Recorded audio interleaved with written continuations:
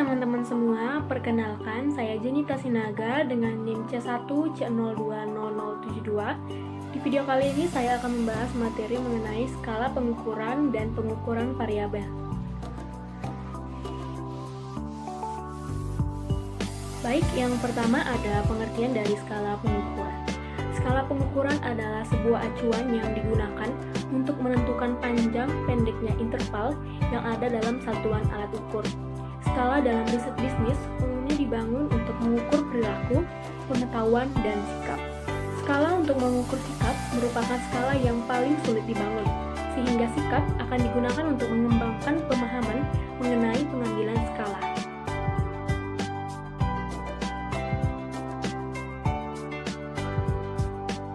Yang selanjutnya adalah sifat sikap. Sikap merupakan sesuatu yang dapat diamati mengenai kecenderungan yang stabil untuk bereaksi pada diri sendiri, orang lain, objek-objek atau masalah dengan cara menyenangkan ataupun tidak menyenangkan secara konsisten. Yang pertama ada hubungan antara sikap dan perilaku. Hubungan sikap perilaku bukanlah merupakan hubungan langsung, meskipun mungkin saja terdapat kaitan yang erat di antara keduanya. Adapun beberapa faktor yang berpengaruh pada penerapan riset sikap. Yang pertama ada sikap-sikap spesifik, sikap yang kuat, pengalaman langsung dengan objek sikap. Lalu ada sikap berdasarkan kognitif, sikap berdasarkan afektif, menggunakan beberapa pengukuran sikap atau beberapa penilaian perilaku, pengalaman langsung dengan objek sikap, dan pengaruh kelompok referensi dan kecenderungan individu. Yang kedua, pengambilan skala sikap. Proses penilaian kecenderungan sikap menggunakan sebuah bilangan yang mewakili skor seseorang dalam rangkaian sikap dari sangat menyenangkan hingga sangat tidak menyenangkan. Lalu ada pemilihan skala pengukuran. Dalam memilih dan membangun sebuah skala pengukuran, terdapat beberapa faktor yang mempengaruhi kehandalan, keabsahan, dan kepraktisan skala.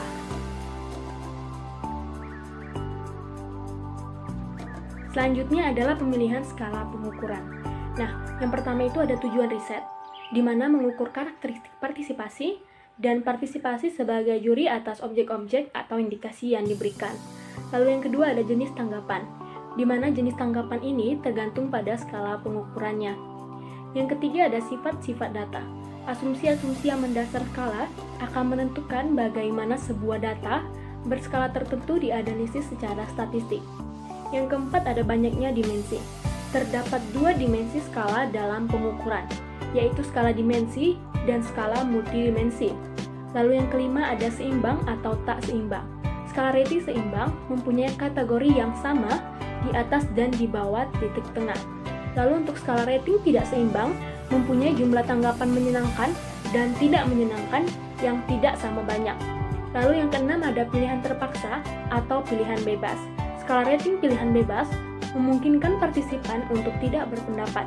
Sementara untuk skala rating pilihan terpaksa mengharuskan partisipan untuk memilih satu dari alternatif-alternatif yang ditawarkan. Yang ketujuh ada jumlah titik skala. Jumlah skala harus sesuai dengan tujuannya. Dan yang kedelapan itu ada error penilai yang terdiri dari 3, error kecenderungan, error kelonggaran, dan efek halo. Selanjutnya adalah metode pengukuran sikap. Nah, yang pertama itu ada skala rating. Adapun untuk skala rating itu terbagi lagi menjadi beberapa jenis. Yang pertama ada skala sederhana. Nah, skala sederhana ini menggunakan skala nominal. Misalnya setuju atau tidak setuju, ya atau tidak. Lalu untuk skala kedua yaitu skala kategori. Skala kategori ini berisikan beberapa alternatif kategori pendapat yang memungkinkan bagi responden untuk memberikan alternatif penilaian. Lalu ada yang ketiga, skala Likert. Skala Likert merupakan metode yang mengukur sikap dengan menyatakan setuju atau ketidaksetujuannya terhadap subjek, objek, atau kejadian tertentu. Lalu yang keempat ada skala perbedaan semantis.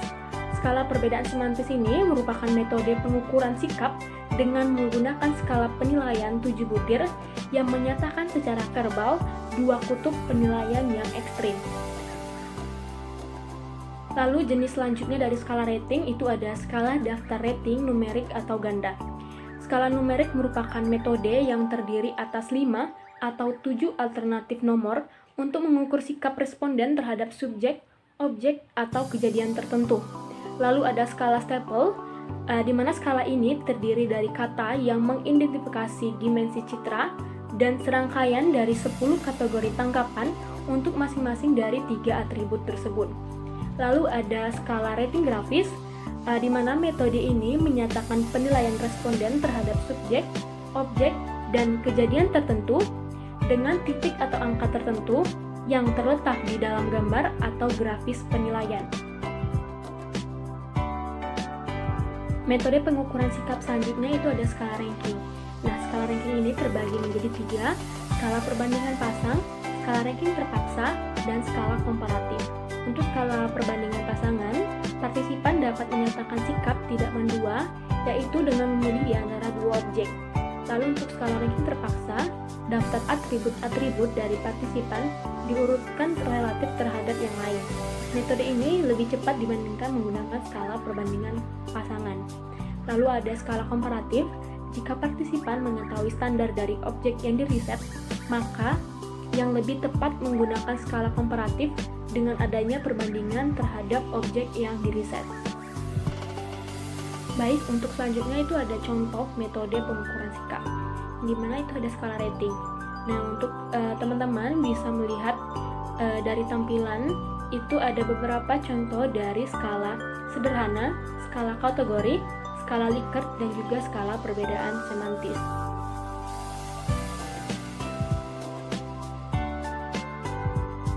Untuk selanjutnya juga ada contoh metode pengukuran sikap dari skala rating. Yang pertama ada skala daftar rating numerik atau ganda, lalu ada skala staple, dan juga skala rating grafis. Lalu selanjutnya ada contoh dari metode pengukuran sikap untuk skala ranking. Yang selanjutnya ada skala perbandingan pasangan, skala komparatif, dan skala ranking terpaksa.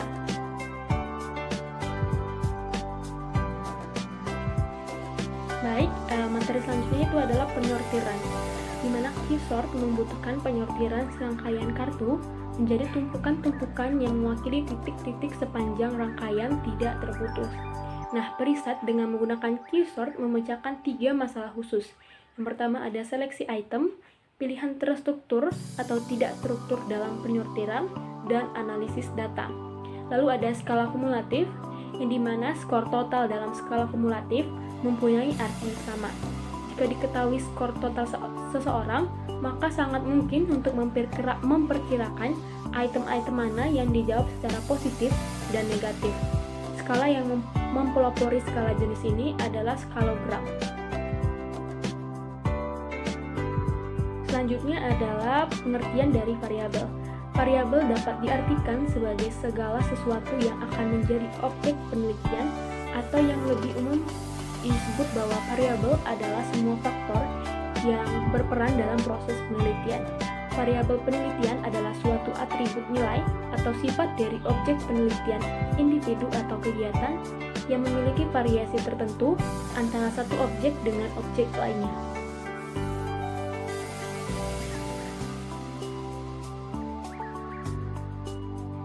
Pembahasan selanjutnya adalah jenis-jenis variabel penelitian. Ada beberapa jenis variabel penelitian. Yang pertama itu ada hubungan antar variabel, yang terdiri atas variabel bebas, yang dimana variabel yang menjadi penyebab adanya perubahan pada variabel yang lainnya. Lalu ada variabel terikat, variabel yang dipengaruhi oleh adanya perubahan. Lalu ada variabel kontrol, yang variabelnya dapat dikendalikan atau dikontrol oleh peneliti. Lalu jenis variabel penelitian lainnya itu yaitu berdasarkan sifat variabel, di mana itu ada 2 variabel statis, yaitu variabel yang tidak dapat berubah-ubah nilai keadaannya atau bahkan karakteristiknya. Lalu ada variabel dinamis, yang merupakan kebalikan dari variabel statis, di mana nilai keadaan atau karakteristiknya dapat berubah-ubah. Lalu jenis variabel penelitian selanjutnya berdasarkan urgensi faktual, yang itu ada 2 variabel konseptual, yang dimana variabel tersebut tidak terlihat secara jelas atau sesuai fakta. Lalu ada variabel faktual, yang dimana variabelnya dapat terlihat secara nyata dan jelas. Lalu jenis variabel penelitiannya selanjutnya adalah berdasarkan penampilan waktu pengukuran. Ada variabel maksimalis, yaitu variabel yang dalam proses pengumpulan data terdapat dorongan kepada responden. Lalu ada variabel tipikalis, yang dimana variabelnya dalam proses pengumpulan datanya tidak disertai dengan dorongan kepada responden. Lalu jenis variabel penelitian berdasarkan skala pengukur itu ada 4, di mana yang pertama ada variabel nominal. Nah, variabel nominal ini ditetapkan berdasarkan proses penggolongan. Lalu ada variabel ordinal yang disusun berdasarkan jenjang dalam atribut tertentu. Lalu ada variabel interval yang dimana variabelnya dihasilkan dari pengukuran yang diasumsikan terdapat satuan dalam unit pengukuran yang sama. Lalu variabel rasio yang dimana variabelnya dalam kuantifikasinya mempunyai nol mutlak. Dan pembahasan terakhir adalah pengukuran variabel. Untuk proses pengukuran variabel itu mengandung 4 kegiatan pokok. Yang pertama itu menentukan indikator untuk dimensi-dimensi variabel penelitian. Lalu yang kedua menentukan ukuran masing-masing dimensi. Lalu ukuran ini dapat berupa item atau pertanyaan yang relevan dengan dimensinya. Yang ketiga ada menentukan ukuran yang akan digunakan dalam pengukuran, yaitu tingkat ukuran nominal, ordinal interval, ataupun rasio. Lalu yang terakhir itu menguji tingkat validitas dan reliabilitas sebagai kriteria alat pengukuran yang baik. Baik, sekian materi yang bisa saya sampaikan. Saya mohon maaf apabila ada kekurangan. Terima kasih.